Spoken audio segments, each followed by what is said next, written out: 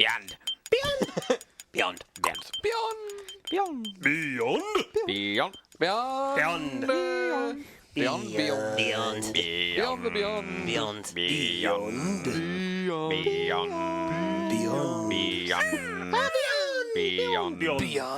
Oi, beyond.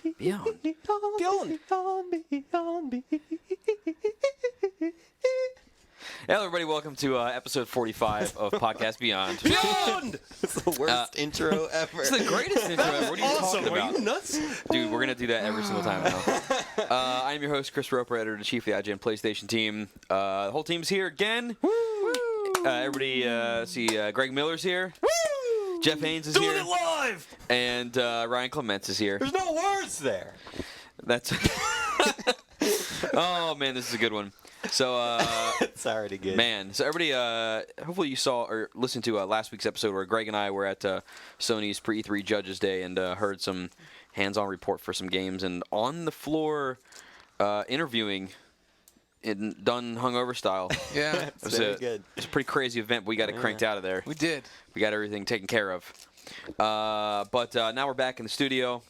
As much of a studio as this is, this white room with a piece of... We got some Foam phones. walls. Yeah, there's foam in here. I guess that makes it a studio. And jackets. Oh, wait. And mics and headsets. So Yeah. 2 phones. and 2 non-matching desks. Exactly. Anyway. But at least the chairs are nice. I never Not the one that actually Ryan's noticed. sitting in. No, Yeah. he's got the Aw. crap chair. Yeah, you got. There's a better one For over the there. Bad editor. one too. What's wrong with this one? They Anyway. have like the mesh ones, and we got the hard green ones. Oh, I see. Yeah. All right, let's get right to the Roper report. Time for some news. So a handful of announcements, nothing crazy. Well, there's not a whole lot of stuff, but a lot of stuff that everybody kind of knew was going to happen. BioShock, official for the PS3. What? It's So, official. So that's pretty rad. There's no set hard date for it yet, but it's coming sometime this holiday season. Maybe like late fall or something. We'll see Would you how that happens. kindly? A couple cool bits of Metal Gear news. Metal Gear. Ryan Payton helped clarify, what was it, earlier this week, that Metal Gear Solid 4 is the last chapter in the Solid Snake story, but it's not necessarily the last chapter in the whole Metal Gear franchise. So we're probably going to see pretty much confirms we're going to see more Metal Gear. You know who deserves a Metal game? Gear games. The Who's that? Colonel.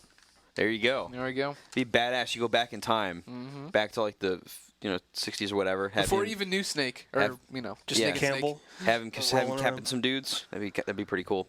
And then coming to the U.S. officially is the Gray Metal Metal Gear Solid 4 PS3 bundle, which looks awesome. It's a really freaking cool. Gunmetal is sweet. Yeah, cool system. Only available on Konami's website. Only available on Konami's website. If you can actually get in and, Yeah, I heard it was log kind of on. crazy. It's We had broken. a Yeah, we had it's a like- reader call my personal work number to complain about it. It's broken like the beta sign-on was. It's like That's trying what to I buy heard. tickets to a 1994 Pearl Jam concert. Yeah. And then last bit of news, some PSP stuff is that EA and Sony have announced that there's a Madden PSP bundle coming later this year. It's going to be you get a metallic blue PSP, which I think looks kind of ugly, but I like some blue a lot. I really like I it. think some people will like it. But and then you get a copy of Madden, of course. There's a UMD video of NFL Just One Play, whatever that is. But wait, there's more. There's also a voucher for Beats. And then so it's not in the thing. You have to type in your number and download it. And then a 1 GB memory stick that comes to you for the Bargain solid price of $199. And 99 cents. I didn't see where it says 99 cents. I just saw the $199. It's 99. There's a price discrepancy going on right here. I think there's 99 cents involved. That's a ripoff. I believe so. Sub note to this story that I need to add to the Roper report. Ryan Clements, huge wuss. Oh! Really? Yep. I gave him gold for a caption cut line. Made Jeff Haynes crack up at his desk. And Ryan Clements, oh, I don't want to get in trouble. I'm going to cut it out. Did you cut that out? He did Yeah. cut it Oh, out. Yeah, cut you it What was the out. caption? wiener. The inside the article about this is the picture of the pack, and it's got obviously Brett Favre, Madden cover boy on it. Yeah. So I put as the caption, "Go Bears," and of course Ryan, who hasn't watched an American sporting event since Ever. 1973, Before he had was no born. idea what that meant. Yeah. And then so Just Jeff didn't know. cracks up, and Ryan assumed it was just some like, kind of hey, I don't sexual wanna- bestiality reference and cut it out. Good. Which I of course, see. since it's Brett Favre, it was. I basically sat there. I was like, Yeesh. I don't want this to be controversial. It's just a news piece. It's not supposed to be, why would I anything want this big. story to get clicked on? Ah. Well, how would anyone click on it if they didn't know It- what the it would It would start have all been over passed the around. internet. It would have been. You have It to see would have this been an joke. internet meme. Click on here. But no. Don't Man, that's believe the it. You coulda dumbest word said- ever. Ryan Memeless Clements. I hate memes. I mean, memes are cool, but the meme word is terrible. What is a meme? I don't even know. It's like It's like a mental. No, it's like something that keeps getting passed around, but it's like viral Like, stuff, doing it basically. live! Okay. Yeah, There's things a that- viral internet things that meme just of catch one on. thing, It's- in a way. It's stupid. I see. So, Greg, why don't you tell us what's coming out this week? I will, That because right I there. have the official IGN list of upcoming PlayStation software on all 3 platforms by the IGN editors. Ryan's a wuss. PlayStation 3 has big week with SingStar, Haze, UEFA Euro 2008. Also on the PS2 and PSP is UEFA Euro 2008. UEFA, if you want That's to how call it Nate that. says it. Well, that's why Nate's Nate. So PS2 and PSP only get soccer. Yeah. Or football, depending on where you are. Football. Football. The football. So I guess that means it's time for topic of the week. This week, as we reported, we're going to have Brian Intihar on the show, who is used to work over in journalism, but then a couple months ago moved over to work at Insomniac Games. And so he's going to be telling us all about Resistance 2 and more. Topic of the week!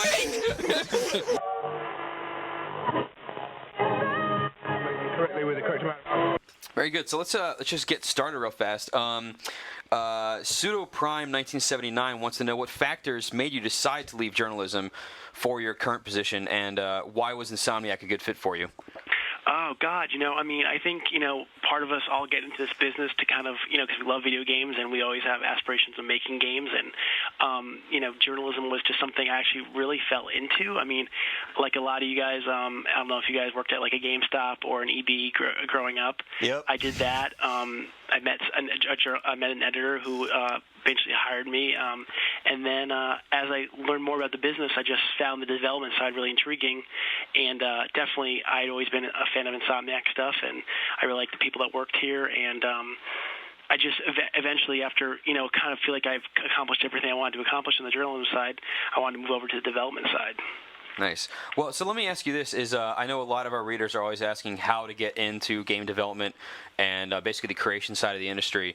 And I mean, you came over from journalism, so you had your background already in the industry. But yeah. if somebody was going to want to come in, like, do you think that somewhere like a job as, say, a community manager or something like that is an endpoint that somebody can get into, given a decent amount of experience somewhere else? Yeah, I mean, for sure. I mean, for me, I felt the community manager position was something that it was a good bridge in terms of using some of my experience in terms of writing and just dealing with people definitely helps. Because the community manager, I see myself as the bridge between the fans and the gamers and the development teams, and kind of relaying information back and forth, and also giving suggestions on the game. Like I basically play the game every day and offer from all the way to the higher ups to people working to the designers and stuff. So yeah, I mean, it's definitely a way to go. I mean, I know a lot of journalists have made that move to the community manager because it's a good way to get into a development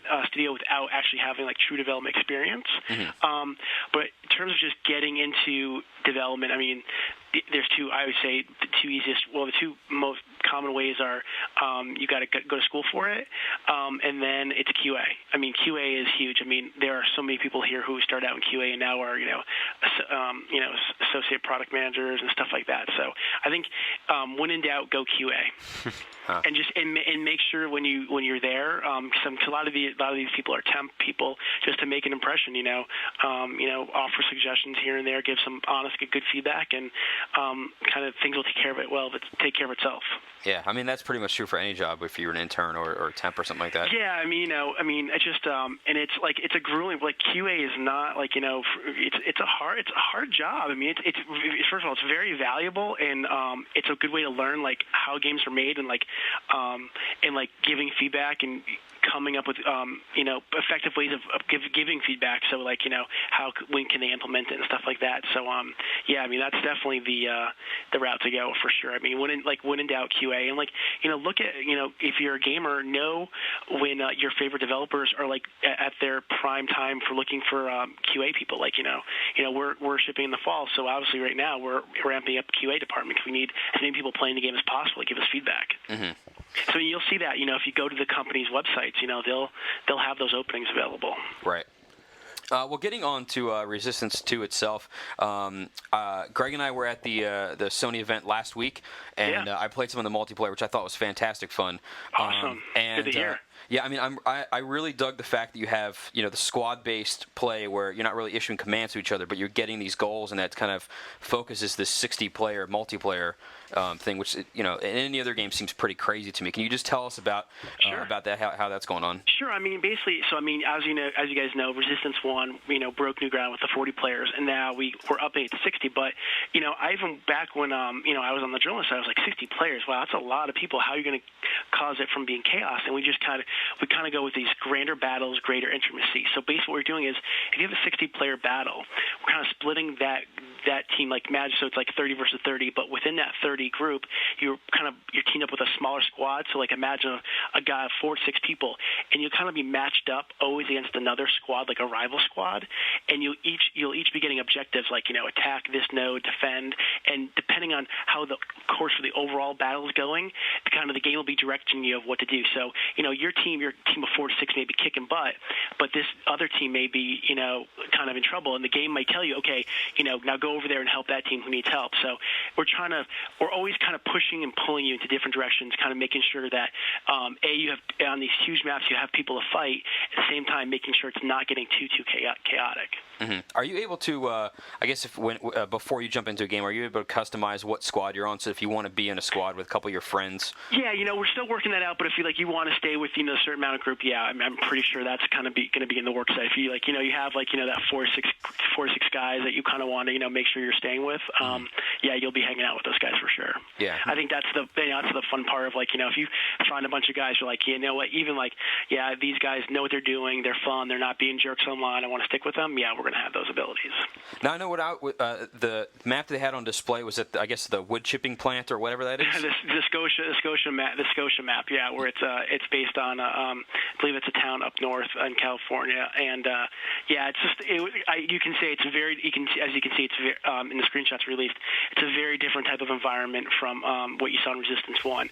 That's one thing we're carrying out through the entire game is we're going to see a lot of variety in the environments. Actually, was funny you bring that up because I was walking around the art department today and I saw I would say 4 to 5 different levels, and there's a lot of variety in the levels this time around. A lot more color, a lot more variety in what you're going to see. Mm-hmm. Now, when I'm playing this level and they broke me into squads, and one of the goals I got was to defend some building. It was one of the wood chipping buildings, I guess. Yeah. And do you ever see actual visual feedback from what you're doing on either end? Yeah, I mean, you'll be getting cue, you'll be getting. I don't know what the environment. I wasn't at the event, but in 1 year, you'll be hearing audio cues of whether if you're successful, if you're not successful. You'll be getting constant feedback from a node turning on. If you're told to go activate the node, you can actually if you get there and you kind of capture it, you'll see the node turn this big almost like this neon kind of blue light comes on or something like that. I'm not sure if the effects have been kind of worked out and not final yet, but you'll be getting visual and audio cues that you're doing the right thing and you're succeeding. Mm-hmm. Okay, one of our readers, Forgotten Future, wants to know about the the jump and climb mechanics of Resistance 2. He says the 3-inch vertical leap in the first game was the death and escape of me and my combatants many of times. So how's the jumping and climbing working this time around? It's funny you bring that up. I really haven't heard that complaint a lot. I can tell you right now from playing it, I haven't seen any major problems with it. So, it's an interesting question. I'll definitely go back to ask the dev team about it. But I really haven't. That topic hasn't come up, to be honest with you. So he's saying that was the fact that you could only jump out 3 feet was a problem for him. I guess that's what that means. Yeah. Yeah. I don't know what's being addressed. I will go back and check, and hopefully for your future podcast, I'll have an answer for you. Yeah, I mean, when I was playing, I had no problem jumping over a couple fences. So. Yeah, I mean, obviously they're going to, you're not going to be doing the Halo style jumps, where but I think. In terms of getting around the map fast, I mean, I don't know. You played it. I've been getting around the map pretty well, and obviously with the sprint feature as well. So you can kind of really get around the map pretty well. And in terms of jumping and stuff, I haven't seen it to be a problem in terms of hindering whether I can go a certain place or not. All right. What can you tell us about some of the weapons in our game? I know the sharpshooter was pretty rad when I was playing that thing. Yeah, I think it's actually called the Marksman now. Okay. I think we're still working on the terminology, but yeah, obviously, it wouldn't be a Resistance game or it wouldn't be an Insomniac game if we didn't have cool weapons for you to try. So you saw, some of the favorite ones are back. So like the Bullseye is back, the Augur's back with a few little tweaks here and there. But then we have, you saw the minigun, like the kind of our chain gun, and then we had the Marksman, which is kind of like like an assault battle rifle a little bit, kind of like that. It's not as you don't have the range as you would with a sniper rifle, but you still hit that medium to long range distance. And we have some other ones we haven't revealed yet, which are pretty cool. Actually, I saw a particular weapon today that I hadn't seen in action, and it's really, really cool. And it's not just all guns either. There's other weapons in the game. I don't know how familiar you are with with some of the weapons from the original and like little tricks and stuff, but I remember with the Bullseye in the original Resistance, you could do a little trick where you shoot a tag on an inanimate object, and if you hold down the button, then you can still do that. Yeah, you can like empty an entire clip, and it like creates like a little bomb of bullets. I wouldn't even know how to describe it, but you know what I'm talking about. Yeah, it's like right? basically it's like a collection of bullets in the middle of the air, and then you can redirect it somewhere else. Exactly. Are there going to be? Yeah, it's still in there. Okay, very cool. Is there going to be more stuff like that where players can really tap into the creative potential of the weapons? It's funny. The Bullseye is definitely that's like the signature weapon. I think obviously every weapon has an all fire. So I don't know if they're right now as customizable in terms of that. Because the Bullseye basically has like the all fire of tagging someone, and then right. it has that plus the other weapon. I'm not sure if all the weapons have that, but I can tell you like the weapons that your favorite ones have been revamped in better ways. Like the Bullseye, just even the model of the Bullseye looks way better. Cool. So and just the Augur's like slowly become like one of my favorite weapons in the game. I usually wasn't the hugest fan of it, but now it just feels like it's really powerful if you pick it up and you use it. So expect the old weapons to kind of receive the necessary tweaks to make them even better than they were before, and a whole brand new set of weapons. Very cool. How much has the online community from people playing the first game influenced stuff that we're going to see in 2, and not even just online, but as far as say weapons balance goes in the single player game? Oh yeah, we have a pretty strong and passionate community over at myresistance.net, and we've kind of pledged that Resistance 2 is called the 4 C's. It's campaign, cooperative, competitive, and then we have community, and community is a huge thing with us. As you've heard, we're revamping the website for the new game and really kind of creating this social network for our gamers. And obviously, we're always on the forums. James Stevenson, the other community manager here, we're on the forums every day, kind of seeing what people are talking about, giving feedback based on, what they think would look cool in the screenshots to what they think, how they like this weapon, how's it firing, and we're constantly, relaying, what we think good feedback is to the development team. So yeah, for sure the community has definitely shaped, parts and aspects of Resistance 2, no doubt. Nice. The Aggression writes in and says that Insomniac is known for being able to really flex the PlayStation 3's muscles, and same thing was true on the PS2. So with the teaser for Resistance 2 that was released, was that real time? I'll say the game looks better than what you saw. That's all I'll say. That's pretty crazy, because that looks pretty awesome. That's pretty good. I personally, I'll put it away. You saw there was a shot of the Bay Area in the teaser trailer. Mm-hmm. I saw the Bay Area today, and I thought I was shocked. So far, I'm like, that area for me is like the wow. It's funny, some guy in our forums last week asked me if I've had any wow moments since I've been here. And in like the almost 2 months I've been here, seeing the Bay Area and like seeing that actual in game, it's a wow moment. It's really cool. When you see all those ships flying overhead over the Golden Gate Bridge, it's pretty awesome. So yeah, just be excited when you see the game. I personally think it looks better. Brian, I know that there hasn't really been a lot that's basically been revealed about the single-player mission, but for those players that haven't really had an idea of what Resistance 2 is essentially going to entail, what kind of a teaser can you give those I can players? just give you kind of the baseline. So obviously, Resistance 1 took place all in Europe, and now the fight is coming to America. And what happens is the game basically picks up right where Resistance 1 left off, with Hale being taken away, and he's brought to Iceland because that's where the Chimera have now forged an attack. And then basically the game picks up again a couple years later in the United States. So and that's basically where that's where not the game starts, but that's basically where you'll be playing the majority of the game in America. Cool. Very good. I mean, you start out in Iceland, and then we bring the fight to America, and it's like I said, the environments, we definitely hit a bunch of different places that give the game a lot of variety in terms of what you're going to be looking at, what you're going to be fighting through. Nice. When are we going to see the game? Is this going to be an E3 thing? Not in terms of when you're actually we actually have a Spike TV is going to be having footage on June 13th. We actually, when you saw that teaser trailer that came out, that at the end of it you actually says that Spike TV will be having the first gameplay footage of it, so you'll be able to see real gameplay on like actual like people shooting and stuff, and actual real gameplay on June 13th, and then obviously we'll be at E3, and then you get to buy it this fall. Nice. Is there a specific date for it yet, or is it still just fall? No, we haven't announced anything yet. We're just saying this fall, and Insomniac has always hit their dates, and I'm really excited. I mean, every day I get to see something new, so it's really exciting to be here. So we're cranking away. We got 3 gigantic modes with campaign co-op, 8-player online co-op, which no one's really done yet, and then we have multiplayer. And people keep thinking we only are offering 60-player multiplayer. No, that's just one part of a huge multiplayer. So you're going to have your smaller fights in smaller arenas and stuff like that. So that's just one of our multiplayer modes right there. Nice. Is there anything, because I know with the first game there's a whole huge component of the online thing where you could track stats and all those sorts of things. Is that going to be expanded in this game? Yeah, I mean that's a major part of what's going into myresistance.net, and kind of I don't want to say too much, but just in terms of being able to place that you can really customize to what you want to see about you, what you want to see about other players, and comparing stats and stuff like that.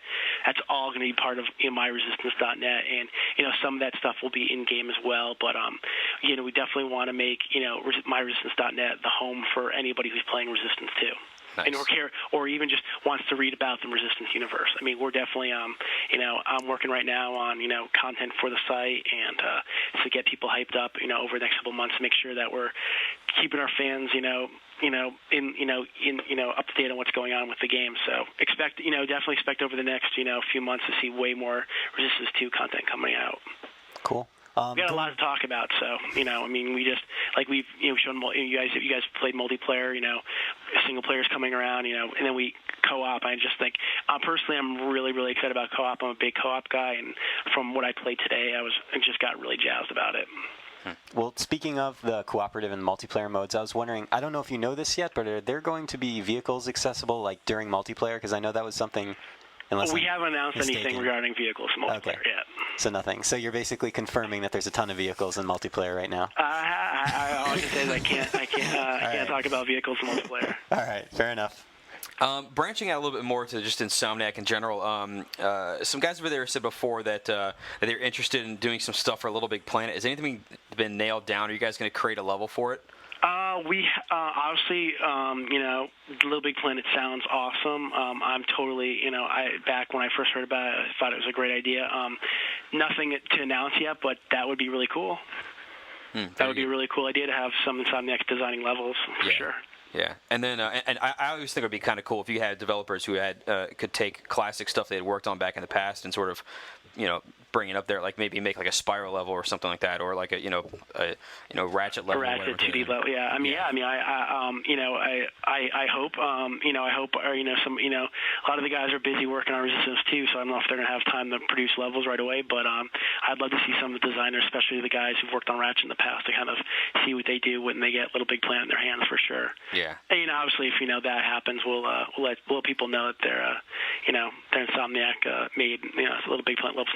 Nothing confirmed, but it's definitely a possibility, and definitely I'm sure something we'll look more into. I think it's just more of the guys here in their free time having some time to go and make while they're not making games, make a game. Yeah, exactly. Hey, Brian, one of the things with Resistance that made it such an incredible launch title was the fact that it managed to really take advantage of the hardware really well. Considering that the team has essentially had a little bit more time to work with the engine and the PS3, like, are there any things that they've learned or kind of really excited about, like, showing off to people? Like, there's a completely different lighting setup or new rendering passes for character models or other things that, really shows off the tech side of what they're doing with the game? Sure. I mean, I can't go into specifics about what those are, but I can tell you, with every console, whatever new game you make for console, you're learning more and more about it. This is our third game, for the system, which is, almost unprecedented. We're on our third game. Obviously, a lot of other guys working on PS3 games, but we've basically made one every year.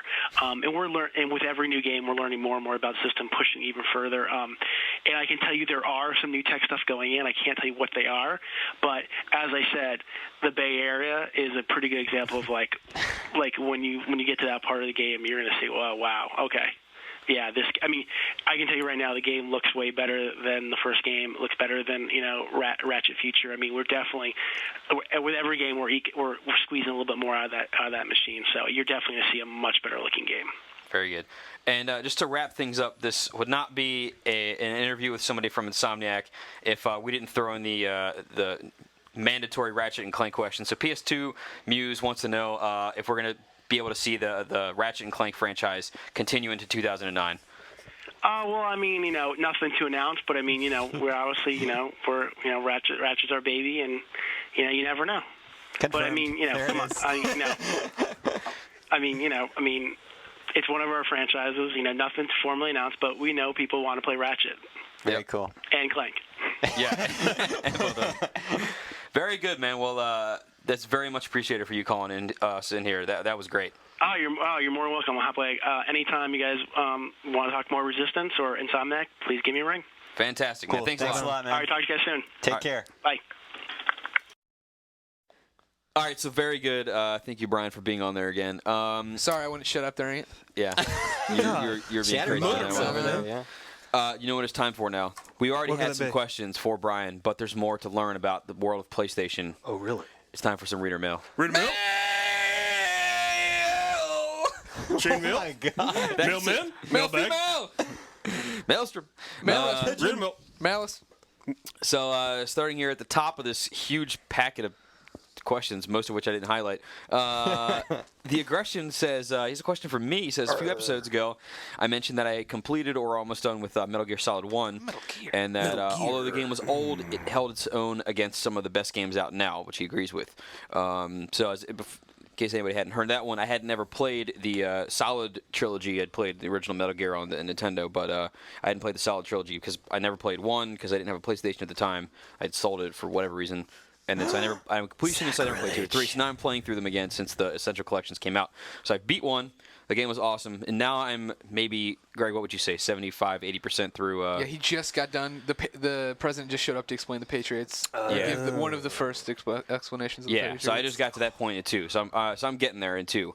And I like 1 better gameplay-wise just because it's more solid. But, But, I'm playing 2 as kind of a setup to get to 3, basically, because I know the 3 is going to be awesome, and then that, is a setup to get to 4. But so he's wondering if, since Part 4 is right around the corner, have I gotten to the other 2 to just explain? And clock's ticking. And are playing these games now increasing my anticipation for 4? And I got to say it is, because now that I'm sort of understanding stuff about what they're sort of hinting at in the trailers for 4, I'm pretty excited for that game.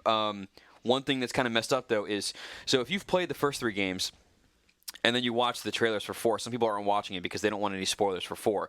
Well, I can't watch them because I don't want spoilers for 2 or 3. Because I'm like, some guy, somebody's alive in the trailer, and I'm like, well, hell, now I know I'm not ever going to kill this dude. And so, I got to be super careful until I actually finish the 3rd one, which hopefully will be pretty soon. But, I'm digging it so far, so I'm pretty psyched.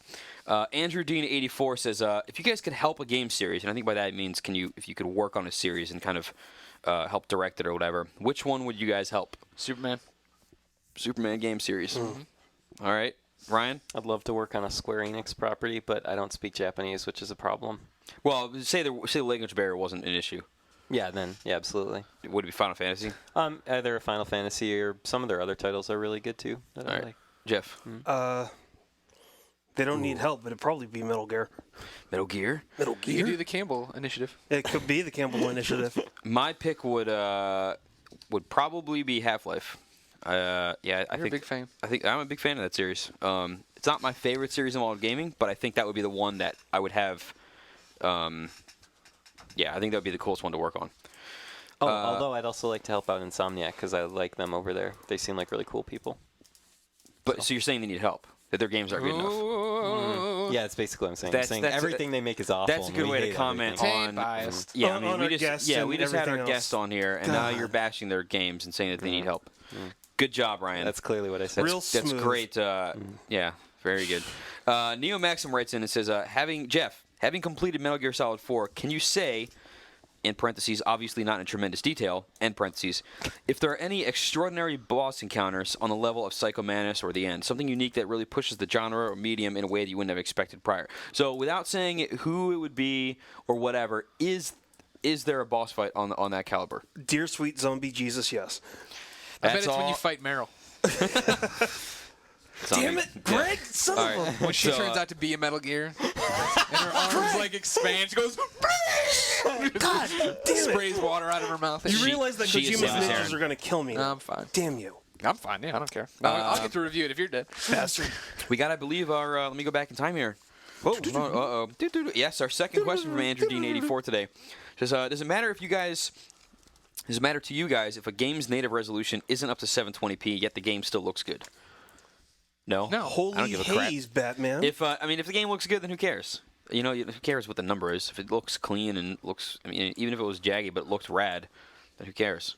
You're talking about Metal Gear holding up. I mean, obviously. Yeah, there you go. whatever. If the game's I mean, good. The game's but- good. I'm but playing a it's pretty- game that was originally running at a 320 by 240 resolution and had fun with it. So Yeah, but it's pretty obvious that he's mentioning haze and it's 576 resolution. yeah, Maybe. well, I mean, As opposed to actually being 720. Halo 3 was what, like 640 or something? Something and, like that. Yeah, I mean, who cares? Whatever. If the game looks good, then fine. Podcast Beyond favorite Deal? reader, write-in guy, whatever, one of them anyway, is I Am Akin. Is there any news or rumors Guys on were what right games there. NCSoft is developing for the PS3? I don't believe so. I don't think they've actually said anything solid yet. E3 may be the Solid. time to find that out. Solid. Jeff Ramsaroop, another favorite, says has two questions. Do we think that Africa is still in development? Hells yes, it is. I'm hoping E3 is the giant breakout for that one. And then secondly, wants to know what Linger in the Shadows is. So this was at Sony's thing the other last week. Oh, yeah. But the event kind of ended before we could actually see the whole thing, and we didn't. It's still confusing to us exactly. Well, this is a screensaver demo But thing. pretty much all it is if you guys know what a PC demo is, and I'm not talking about a game that you play, but a demo is a thing that you download and you run it, and it's in 3D or 2D or whatever, and usually has music going on and it's visuals. It's basically a little movie of just like art and stuff like that goes on. It's basically a tech demo that runs for a few minutes or however long it is and it ends. And all you do is you watch it. And that's what Linger in the Shadows is. It's a tech demo that runs and you just watch some, there's like fur shading in there and some other stuff and they're just playing with shaders and stuff. You just watch this thing. And you can pause it, you can move the camera around, but it's not a game whatsoever. So is it kind of like the new Heavy Rain, or because Heavy Rain was essentially a tech demo, although they're making that into a game, but No. aspects of it or This something, is something completely different. But yeah, it's the same sort of thing where you're just watching really just random stuff happen on the screen. I mean, you see like a dog or something at one point. Yeah, It's there's a pretty lot of random. animals on there. Yeah, and there's like a piece of what looks like ruins from Athens or something like that. In the team's defense for not covering this, there was a dude who sat there for like an hour and a half talking to a guy about this. Okay, so the event ended way sooner than it was on the Promoted, sheet, right? yeah. So we're like, okay, we got to scramble, get all this stuff done. So I go over to see this game, and there's a dude there who I walk over. There's another journalist from somewhere else, and I don't know who he was, but it seemed like some guy. But so I go over there, and the guy's starting the demo. The journalist is asking questions, and the guy is explaining, these are PC demos or what. Or he's like, so I have these teams, whatever, they're making these things. And he goes, this is taken from the PC demo thing. And he's like, do you want to hear the history of PC demos? And I'm thinking in my head, God, no. And he goes, let me tell you. And he pauses the game and then explains to this journalist what PC demos are and their backstory. I mean, they're like 20 years old or whatever, and explains this to this guy. I leave after about 2 minutes because I stay in the area to kind of keep an eye on what's going on. I walk over to Greg and I'm like, this guy won't shut up. 15 to 20 minutes later, the thing is still paused. The dude's just talking about PC demos, which I think I explained okay in 30 seconds, and he's still going on 15 or 20 minutes, and I'm like, dude, this is not happening. So I go over and I play Pixel Junk Gaiden. I come back, the guy's like still not really doing anything, and I'm like, whatever. And then the event ends. I'm like, all right, well, that was great. I never got to see that because the guy just keeps talking. That's horrible. So anyway, it's a tech demo. We didn't miss much. No, yeah. Justin Daly says, what specifically, if anything, does the PS3 team have planned post-launch for Little Big Planet? He's wondering any conflicts of interest aside, which there is none on this bit here.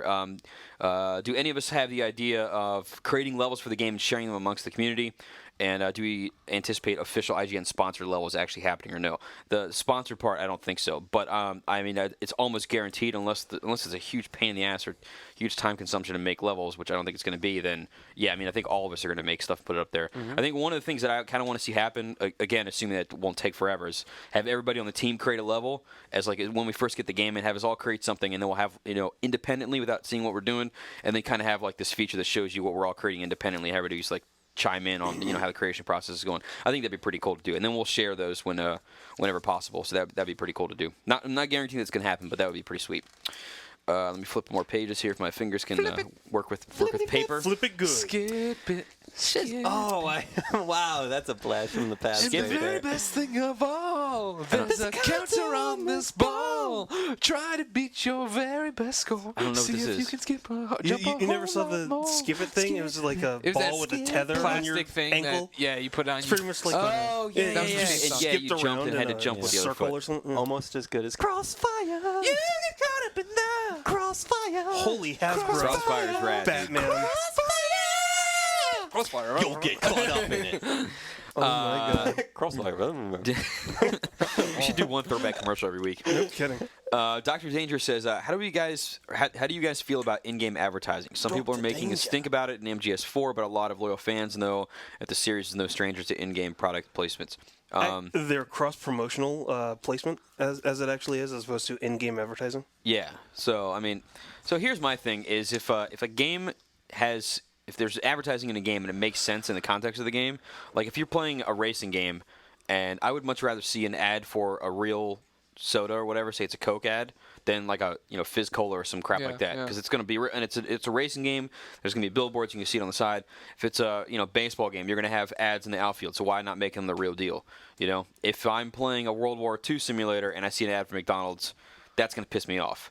In the case of Metal Gear, you're finding things like an iPod to listen to music, which is a little, I don't know. I mean, I saw somebody on a forum online was saying everybody in the world has an iPod, so why wouldn't Snake? But then also, why does Snake only have a 30 gig iPod? I thought it was cool. Well, Yeah, the thing is that like there've always been like items that have been essentially real world crossovers in Metal Gear. It's just that they're not shoving it down your throat. I mean, there are a number of games where almost every single surface is plastered with ads, and it's like, come on, I didn't throw down like $50 or $60 to buy a game and then have like ads shoved down my throat for another 2 or 3 hours at least in this section. I think the Metal Gear ads kind of stuck out because they all were announced at once, and then it made it look like it was a much bigger deal than it is. But I mean, if the game takes you tens of hours to finish or whatever it is, and then you see an iPod at one point that you can use or just not use at all if you want, and then there's a Playboy magazine or whatever, and then there's a soda or something. Yeah, that's the thing. You're like, how often are you going to see these items? Yeah, it's intelligently done. So, like, the iPod you can use or not use. The magazines, again, they're Playboys, which makes sense. But, I mean, like, if you choose to use them, you can or not. The Regain energy drink, it's so small that you pick it up, and it's just in your inventory. So it's not, unless you actually go there and you rotate the item around, you're not going to care.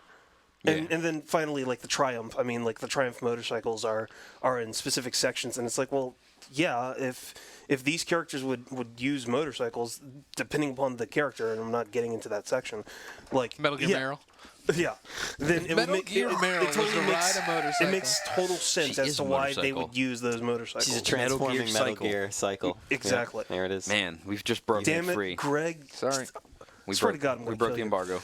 Meryl is a Metal Gear motorcycle. Confirmed. Nathan2587 says, what do you want to see on the next Warhawk update / map pack? Jeff, you're our resident Warhawk guy. I don't know if I can actually even talk about it because there's. You already know? I do know some of the things that Dylan and his team have been thinking about doing, but I can't actually talk about. I want a jetpack. It's not going to be that. I'd like it. But the other thing is, like, I know a lot of people have been wondering about, like, naval things, and they're not going naval. It's an interesting idea, but like Dylan said, they really want to concentrate a lot more on air and ground, not expand it out to sea. But they've got a lot of really cool ideas planned for that game. Very good.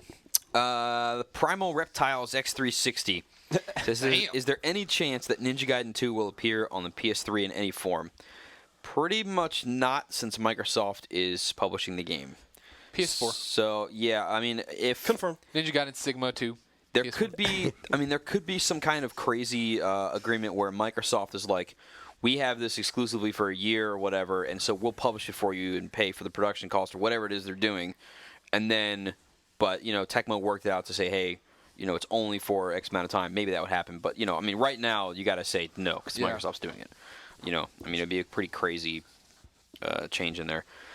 And then finally, the last piece of reader mail that we're going to get to today comes from Frog Splash 45, who wants to know if I have anything against him. A little while ago, I said that his name is Dirty, which it is. No, it isn't. It's a wrestling move. It can also be a different kind of move.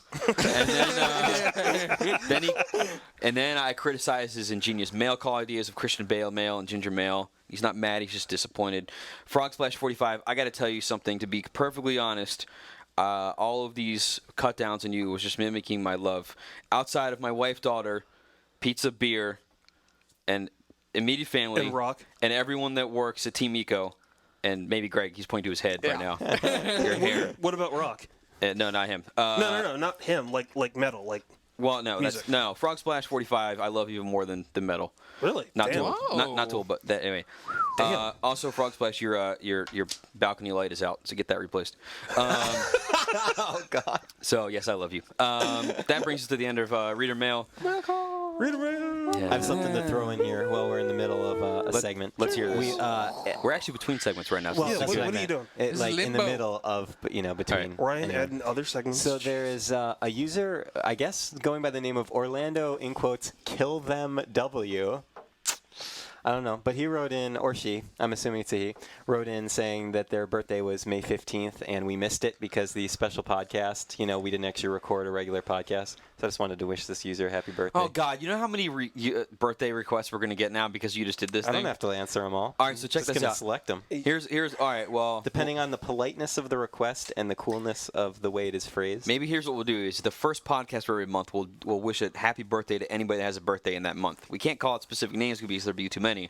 So right now we're in the middle of May. We're at the end of May almost. Anybody that has a birthday in May, happy birthday to you. Happy birthday to It you. just takes out all the sincerity of the expression. No, I'm being very sincere. If you okay. have a You birthday in just pulled May, the parking I brake wish on you our a very, podcast. very happy birthday. We just don't have time to call everybody's names. Did I, and when I said this, did I say I was going to wish happy No, birthday but to I'm every saying- listener of podcast? No, Beyond? but as in the case of mail, mailbag, names that we throw in there. We get people writing in all kinds of names, and that's cool. Suggestions are great. We work them into the thing. Yeah. But if you get people saying, "Hey, send me a birthday shout out," you did to this guy. I am Mac and got a birthday shout out or whatever, and hey, I'm Jeff Rams. Really why am I not hurts. getting a birthday shout out? Well, We don't like him. it's because Ryan is playing favorites. That's the answer. Good job, Ryan. Tay biased. Ryan's done it. So everybody has a birthday in May. Happy birthday to you. Pulling It's like the when Michael parking tried to brake combine, once or again. when Jim tried to combine all the birthdays together Yep. into one party, and you see what it did? It was awful. Did not work. He's trying. I'm trying. And It's gonna backfire in That's your exactly face. what's happening. Well, we got to give it a shot. Can we bring Alright. cake when we do this? Yeah, well, actually, it's not a bad idea. You could expense it. Except 'cause then that it's only free. we can eat the cake. I mean, I guess we could. We can't really send the cake through the mail. I don't think we can send We food send there. pictures. We send pictures to everybody. We'll put us on the thing. Do we want to go around the room? Does anybody care? Does anybody have anything cool that they're doing that they want to mention? Let me think. Mario Kart. play Mario How are you Kart. liking Mario Kart? Do you like it? I feel that they dumbed it down a bit, but I still like it. Like, I mean, it's definitely... I mean, 150cc is literally the computer is going to screw you over every chance it can. If you don't do everything right, if you don't use your item as soon as you get it, there's no way. So, I mean, that sucks. I mean, I came in with a chip on my shoulder because I was awesome at Double Dash. Like, I played that so much in college, you know what I mean? So, like, I expected to sit down and just roll through everything. But now it's me screaming at the TV. That's so bleeping, and a bleep. And then Katie will play. Katie's louder than me when she gets screwed over. She's, like, throwing controllers. But 150cc, yeah, it's a bitch. But no, I still like it. I mean, online's awesome. Like, they did a really good job implementing online. Does it actually work instead of Smash there's no Brothers? slowdown. Your friend list is it's smart on its own. Like, I was playing right and nobody was on, and then I finished a race and it was flashing play with friends. Like, it was like, continue, quit, play with friends was flashing, and I clicked and Andre had come on, so I joined his race, no problem. It was cool. Cool. Mm. Very Yeah, neat. I'm just working my way through GTA still. Yes. Very good. It's time for Pick of the Week. Pick of the week! What came out again? Wow. It's obviously a race between SingStar Hayes and UEFA. I gotta go with SingStar on this one. No Hayes, really? I'm gonna go with SingStar. Interesting it when be you get that- your reader mail about Hayes. Eight-player beatdown that we had that SingStar week? Yeah. Or was it the SingStar Superstars? Great. What? I was feeding. That was never it. mind. The SingStar Superstars. I don't know what you want me to do there. I think you wanted a theme song or something. Dude. But Superstars, you drink the Coke and you fly so high. Okay, I'm done. man, Product placement. Coke is American Idol though. Pick of the week. SingStar Superstars. Yeah, we'll say SingStar is Pick of the Week. Ryan. Oh, no. We didn't. I didn't ask. All right, we should I'm just out of erase. Okay, we're not even going to mention the segment right now. No. If you're a loyal listener, you might recognize what segment we're not going to mention right now. Right. Until we figure out what's going to happen. Ryan's phoning But it in Ryan, again? we need to just my erase effing this from phoned the it in. sheet until we have it figured out. But right now, there won't be that thing right now. Right. Maybe we'll figure it out. Maybe we'll do it tomorrow. We'll hit you up on the boards. PSN hit. Who we hitting this week? Let's hit it. Clairvoyant one. No, that's a little Too It'd be specific. hard to spell. and the spelling is going to be a little hard for a lot of people. Marshmallow Thunder. No, that's a Okay, we're little. getting close to that. I That's a kind of little like corny. Marshmallow It's a little Thunder. but we crazy. can- Coffee bot. Coffeebot's all right. I'm almost privy to go to keyboard and mouse. Keyboard With the and mouse. Yeah. No? I don't No, think anybody that's- would actually have that as a yeah. PSN, though. They might. They want to play some first-person shooters. Huh. Water bottle? Once again, going around the room. Ooh. Hot chocolate. All right, I like that one. We're going to go for hot chocolate? I don't know. Come on. Holy GTA. Give me a good one then. I know. I'm really coffee. trying to think of something here. See, one of our Donut readers hole. wrote in a suggestion, but I don't really want to suggest it because I don't know. That if could be the reader. It could be his name. I'll go ahead. We'll make him a secondary hit. Let How me about find this on the list. Right, Eco-Swearist? so let me find the secondary hit. Where is it in this? Where is it in this giant sheet? Wag My Cigar suggests that we have a hit out for Gargamel, which is Oh, okay. which is a great name. That is a good name. But I mean, it could be Gargamel, whatever. So Gargamel will be the secondary hit. Primary hit. Let's make it USB drive. Okay. All right. Primary hit is gonna be USB drive. The worst name. Somebody How probably about has it. USB driven? All right. Well, whatever. No, we'll make it USB drive. Made a question mark. Yeah. Actually, hey, you know what? Maybe let's get some reader feedback on this one. So go to the episode 46 questions forum thread, and if you think that we should change the PSN to hit to somebody that actually submits a question for that week, that way it's a known reader. If you think that we should be doing it this way, then we can change it that way. So that way, in case I were to say, I'm not going to say Frog Splash because I love him, but say it was like the aggression, right? Which is not going to be right now because we don't want to send hits on him because the aggression's totally fine by on our book. He's not on our, he's not on our hit list You yet. haven't gotten the horse head in the bed just yet. But if everybody thinks that we should do this, we can pick one of our readers every week and have people take them out. So maybe one week could be I Am Mackin. You got to go kill him. So yes I'm or gonna have no? to put another warning on this podcast Yeah. for volume. Whatever. It could happen. So yes or no? Should we pick actual readers and have them as the hit, or should we make up a name? Let's see what you guys want to do about this format. And Ryan, do you have any tournament winners for this week? Yes, I do. Let's hear what they are. Yes. I missed last week. I have to do that one too. Last week, the tie between Call of Duty 4 and Big Boss X and Modilla 2 And this week it was Grand Theft Auto 4, Provo Fan 9, and, now this is big, ladies and gentlemen, or gentlemen, this is big. The winner of the monthly prize, who gets a free copy of Metal Gear Solid 4, is Cold Comfort. Dear God, congratulations! I'm so friggin' excited! That's interesting, considering the game hasn't come out yet. Well, they're going to buy him a copy And the tattoo. when it comes out. You know, the only disappointing part of that is though, is if you figure if you're what's his name, Cold Comfort. Yeah, Cold Comfort is So the winner. If Cold Comfort is sitting there and Cold Comfort's the biggest Metal Gear Solid Solid fan in the world, and they're like, I can't wait to play this. I'm going to go stand in line at midnight. Now he just won a copy of the game. So the other board members have to go and buy it for him and then mail it to him. And Which is provided by Fury 185. Okay, so Fury 185 is to go to the store and buy it and then mail it to him, even if he does overnight shipping. Just save your seat. That's another 24, even 36 hours before. Yeah, I guess you could return it, but still, that's your Cold Comfort's gonna be sitting there chomping at the bit, waiting for his Metal Gear to show up. And if Fury 185 tries to go to the store and it's sold out because he didn't pre-order a copy for Cold Nice Comfort, job, Fury 185. then Cold Comfort's screwed. Poor Cold Comfort. I'm just saying. I hope, man. I hope everything works out for them. Avoid I really the That's why I Noid. brought it up. I do. I think that brings us to the end of the show. Unless anybody has any programming notes they want to mention. Anything? I'm retiring from Podcast Beyond. Are you? Yep. Oh. Sorry, guys. I'm not going to be here next Special week ending either. segment of Podcast Beyond. Are you not going to be here next week? I'm retiring. Yeah. I'm done.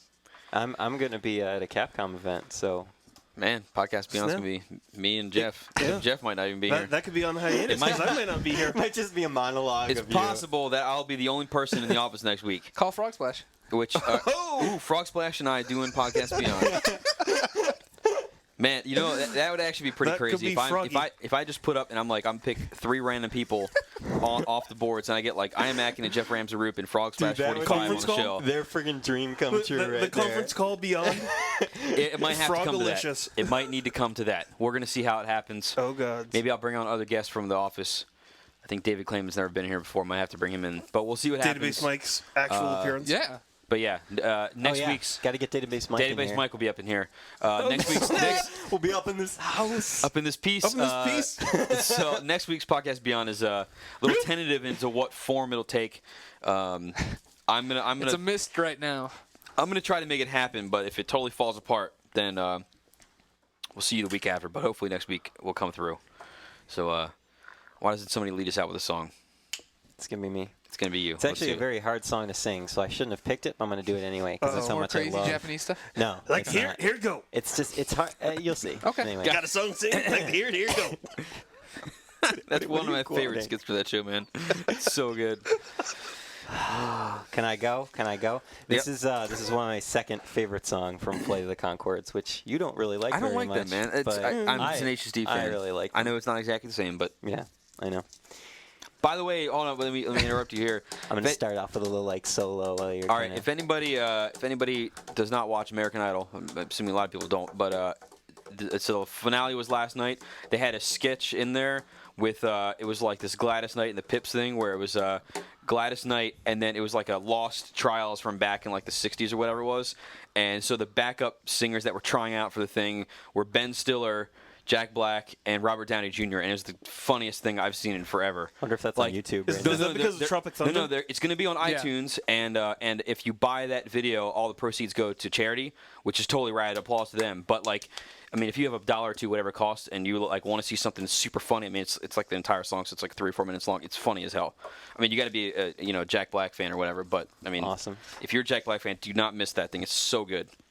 Anyway, let's hear the song. That's a little plug for more money for iTunes and Money American hat. Idol. Although they go to charity, so. Here we go. Here's the magic. Ooh, actually, that sounds really good in my headphones. Yeah, I like it. I'm the pretty prince of parties. You're a tasty piece of pastry. You're so lighty, flighty, flaky. I go where the party takes me. I'm a funky monkey junkie. You're a funky bunky donkey. You're a picture of the devil's daughter. I'm a pitcher of holy water. Sounds like you're saying man.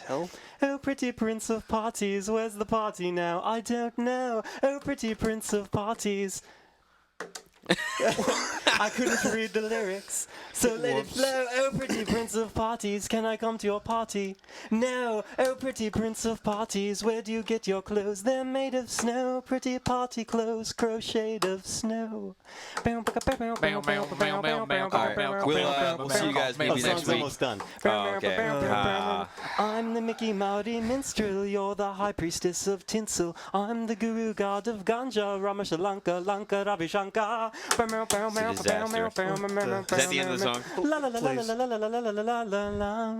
I've never watched this show, and I never will. Thanks to this. Yeah. I have to agree with that. I think that was a nice rendition of whatever the hell that was. yeah, but It's an awesome rendition, except for when I forgot the lyrics. yeah, maybe we'll. That's a good job covering up by saying that you forgot the lyrics. Though. Exactly, It's yeah. the best way to do it. There you go. All right. Well, maybe we'll see you next week. Hopefully, we will. Don't know what form it's going to be, but for now, be on. Beyond.